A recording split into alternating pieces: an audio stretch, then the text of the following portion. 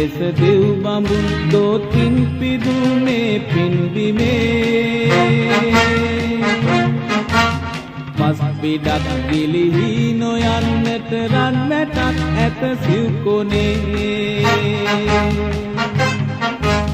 නිත්පුරා එක හීනයේ මුළු ලෝකයා නිදනාරයේ